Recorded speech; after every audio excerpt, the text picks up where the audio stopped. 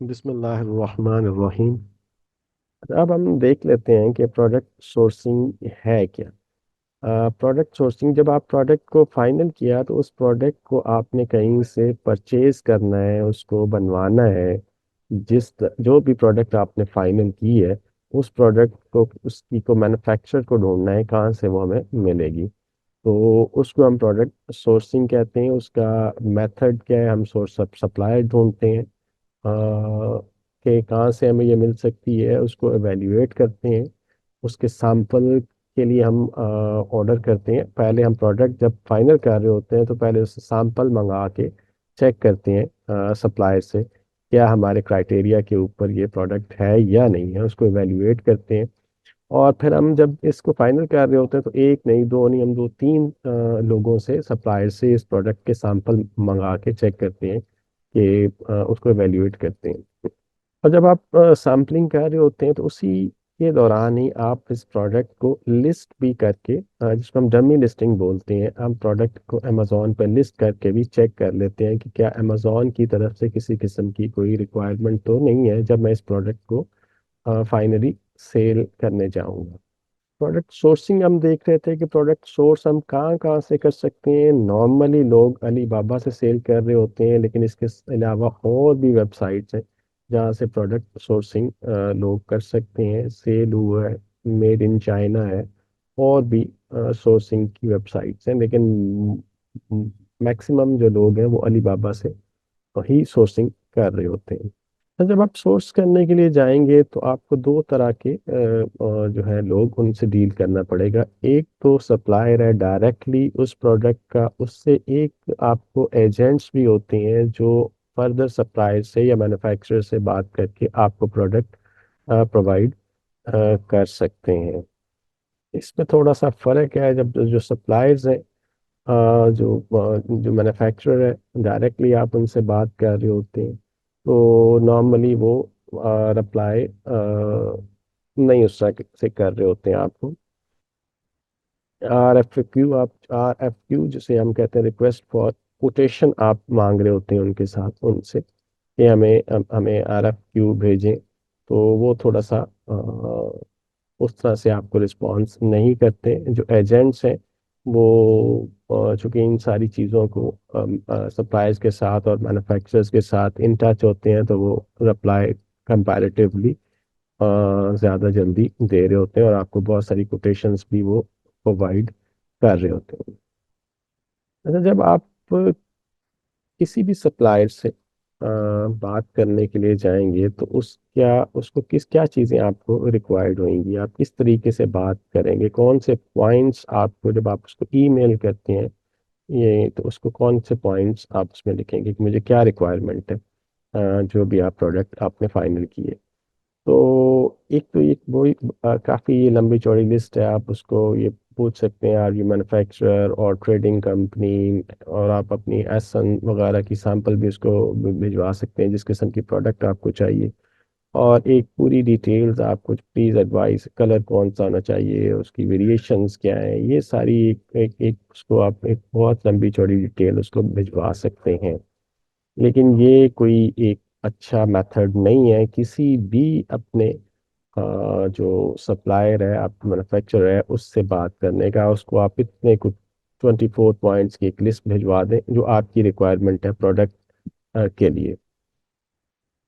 उसका बेहतर हल क्या है कि आप कैसे उसको आप चेक कर सकते हैं कि किस तरह से, क्योंकि जब आप उससे बात कर रहे होंगे तो एक प्रोफेशनल आपका एक क्वेश्चन करने का तरीका होना चाहिए ताकि वो आपको प्रॉपरली रिस्पॉन्ड कर सकें। अदरवाइज फिर वो अगर रिस्पॉन्स, क्योंकि वो भी चेक कर, जब जो सप्लायर है वो भी ये चीज़ को देख रहा होगा कि ये जो बायर है ये फर्स्ट टाइम आपके साथ इस मार्केट में आया है, या ये ऑलरेडी भी काम कर रहा है, या कोई नया बायर है। तो उनको भी ये कॉन्फिडेंस चाहिए होता है कि ये जस्ट आपसे कोटेशंस तो नहीं मांग रहे। तो उसका मेथड ये है कि आप एक ईमेल बनाएं प्रॉपरली और ब्रीफली। बहुत ज़्यादा लंबी चौड़ी ईमेल की ज़रूरत नहीं है। आपने एक आइडिया लेना है उसका कोई भी कंटेंट हो सकता है। फॉर एग्जांपल ये एक कंटेंट है कि आप अपनी कंपनी को इंट्रोड्यूस करवाते हैं कि आपकी इस तरह की कंपनी है, आप ई कॉमर्स सेलर हैं, और आपको एक लिंक भेज देते हैं, आपकी इस किस्म की प्रोडक्ट है, उसकी आपको कोड चाहिए, और आप उससे पूछ लेते हैं कि उसका एमओक्यू कितना होएगा, और मेथड ऑफ पेमेंट क्या है, और कितना लीड टाइम होएगा, कितने टाइम में वो चीज़ें आपको प्रोवाइड कर सकता है। ये एक ब्रीफ आप उसको ईमेल करेंगे। और नॉर्मली जब हम किसी भी सप्लायर से बात कर रहे होते हैं तो आप कुछ पेमेंट एडवांस और रिमेनिंग जो है वो बाद में कर रहे होते हैं। नॉर्मली जो 70-30 की रेशो चल रही होती है, लेकिन ये वेरी करती है। ये 60-40 भी हो सकती है, 50-50 भी हो सकती है, या इससे कम ज़्यादा भी हो सकती है, कि 30% एडवांस देते हैं और 70% जब बाद में आप उसको पे कर रहे होते हैं। आप जब सप्लायर से बात कर रहे होंगे तो आपको कुछ ये मेन पॉइंट्स हैं जो आपके उसमें होने चाहिए, कि आप उनसे पूछे कि एमओक्यू कितना है, क्योंकि एमओक्यू पे आपकी कॉस्टिंग डिपेंड कर रही होती है। अगर एमओक्यू 100 का है, या 500 का है, या 1000 का है, नॉर्मली ज़्यादा बड़े एमओक्यू होते हैं, तभी आपको वो जो प्राइस है, कम्पिटेटिव प्राइस मिल रही होती है। तो आप वेरी करता है हर एक एमओक्यू, ये आपने चीज़ चेक करनी होती है। आपने प्रोडक्ट की प्राइस है, वो उसकी क्या है, लीड टाइम क्या है, कितना टाइम लगेगा उस प्रोडक्ट को, आपकी जो भी आपने प्लेस उसको दी हुई जहाँ पे पहुँचने के लिए, पेमेंट टर्म्स क्या है, मोड ऑफ पेमेंट्स कैसे आप पेमेंट करेंगे, और शिपमेंट कैसी होंगी, बाई एयर है, बाई सी है, शिपमेंट के दोनों मेथड्स यूज़ होते हैं। अगर तो छोट कम क्वांटिटी है तो नॉर्मली लोग बाई एयर भी उसकी शिपमेंट करवा लेते हैं, अदरवाइज बाई शिप ही हो रही, बाई सी हो रही होती है। पैकेजिंग और ब्रांडिंग की ऑप्शंस भी आप सप्लायर से डिस्कस करेंगे, क्योंकि जो प्रोडक्ट आपने सेलेक्ट की है उसके ऊपर आपकी अपनी पैकेजिंग और आप अपना ब्रांड नेम और अपनी चीज़ें उसके ऊपर रिक्वायर्ड होंगी। आप सैम्पलिंग बहुत इंपॉर्टेंट है। जब आप अपनी प्रोडक्ट के कुछ सैंपल्स मंगाएंगे, आपके उसके ऊपर आपका लोगो और वो सारी रिक्वायरमेंट जो आपने अपने सप्लायर को भेजी हुई है, तो तभी आप इस चीज़ को फाइनली सेलेक्ट करेंगे कि ये चीज़ जो आपकी रिक्वायरमेंट है, आपने सप्लायर के साथ आप बात कर रहे थे कि ये मेरी उस क्वालिटी ये होनी चाहिए, इस किस्म की उसके कलर होना चाहिए, साइज़ ये होना चाहिए। तो ये सैंपल जब आपके पास आएगा विद योर लोगो या आपका जो ब्रांड है, तब आप उस चीज़ को फाइनल कर सकें।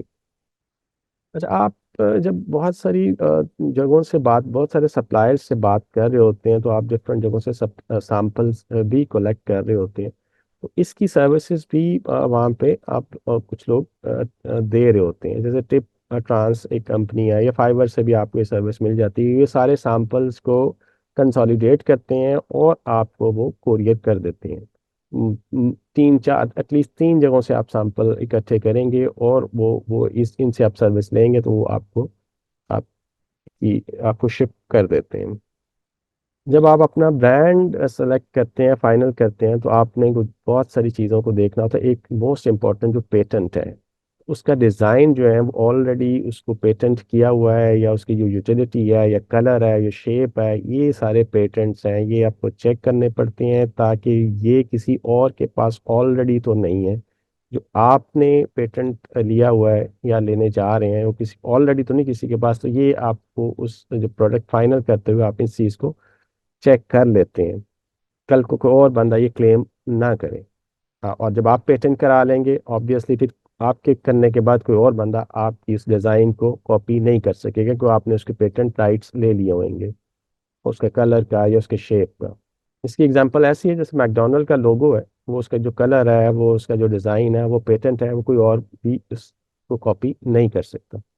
प्रोडक्ट की कॉस्टिंग अभी हम पीछे देख रहे थे। प्रोडक्ट जब कॉस्टिंग हम कर रहे होते हैं, तो एक तो सैम्पलिंग हम कर रहे हैं, उसकी कॉस्टिंग है, उसकी ब्रांड की पैकेजिंग है, लोगो है। जब आप नया डिज़ाइन बनवाते हैं किसी भी मैन्युफैक्चरर से, सप्लायर से, तो उसका एक मोल्ड होता है, कि उस डिज़ाइन, उस तरह का डिज़ाइन के लिए उसको एक मोल्ड बनाना पड़ता है, जिसमें वो चीज़ उस शेप की बन रही होती है। तो इसकी कॉस्टिंग भी आप जब आप फाइनल कर रहे होते हैं उसमें ऐड करते हैं, क्योंकि वो इस चीज़ की भी आपसे चार्ज करेंगे, जो भी आपका सप्लायर होएगा, क्योंकि आपका स्पेसिफिक डिज़ाइन होएगा, उसके लिए उस तरह का मोल्ड उसको बनाना पड़ता है। तो इस चीज़ की भी कॉस्ट आपको पे करनी पड़ती है।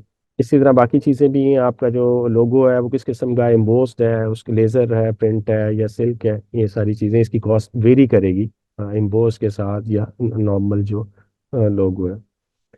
जब हम इन सारी चीज़ों को कर लेते हैं उसके बाद एक इस चीज़ की इंस्पेक्शन भी आप कराते हैं। वहाँ पे थर्ड पार्टीज अवेलेबल हैं जो चाइना में जो इस चीज़ को इंस्पेक्ट करती हैं कि ये जो क्वांटिटी आपने सप्लायर से परचेज की है, वो उसको जाके चेक करते हैं, वो एज पर क्राइटेरिया है जो भी आपने उसको दिया था।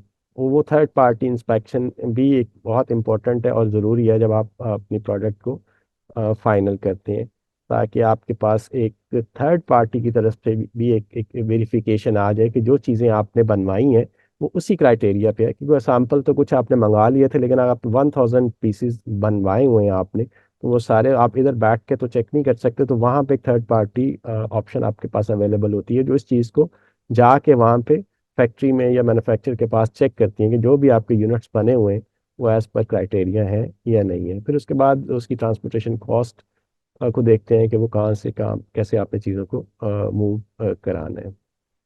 एक चीज़ और भी इम्पोर्टेंट है कि जब भी आप किसी अपने एक सप्लायर को फाइनल कर रहे होंगे तो एक बैक एंड पे आपके पास एक और सप्लायर भी होना चाहिए। इन केस किसी किस्म का कोई प्रॉब्लम आ जाता है तो आपके पास ये ना हो कि किसी और से आप वो चीज़ परचेज ना कर सकें और वो डिसकंटिन्यू हो जाए। तो बैक एंड पे आपको एक और सप्लायर भी, जब आप सिलेक्शन कर रहे होते हैं, जो हम ऊपर स्टडी करके आए हैं, तो आपके पास बैक एंड पे एक और सप्लायर भी इन केस ऑफ प्रॉब्लम कोई हो जाए तो आपके पास होना चाहिए। आप अपने सप्लायर से नेगोशिएशन करते हैं कि लीड टाइम कम से कम होना चाहिए, पेमेंट टर्म्स कौन सी हो जाइए। आप ट्राई करेंगे कि एडवांस आपको कम देना पड़े, बैलेंस पेमेंट ज़्यादा। लेकिन ये एक नेगोशिएशन प्रोसेस होता है जो आप अपने सप्लायर के साथ कर रहे होंगे जब आप चीज़ों को फाइनल करते हैं, क्योंकि इन चीज़ों से आपकी कॉस्टिंग भी फ़र्क पड़ेगी। लीड टाइम, ज़ाहिर है, अगर आपका लीड टाइम कम होएगा तो आपने एक चीज़ परचेज की है और आपकी उसने पेमेंट कर दी है, अगर वो 15 दिन में पहुंच रही है या 30 डेज में या 45 डेज में पहुंच पहुंच रही है, तो ये एक बहुत इंपॉर्टेंट टाइम फ्रेम है कि आपको जितनी जल्दी हो वो चीज़ें आपको पहुंचनी चाहिए। लेकिन अगेन उसको फिर डिपेंड करता है कि बाई एयर है या बाई सी है। तो इस चीज़ को जब आप उसके साथ नेगोशिएशन कर रहे होंगे कॉस्टिंग से, तो आपको आइडिया होएगा।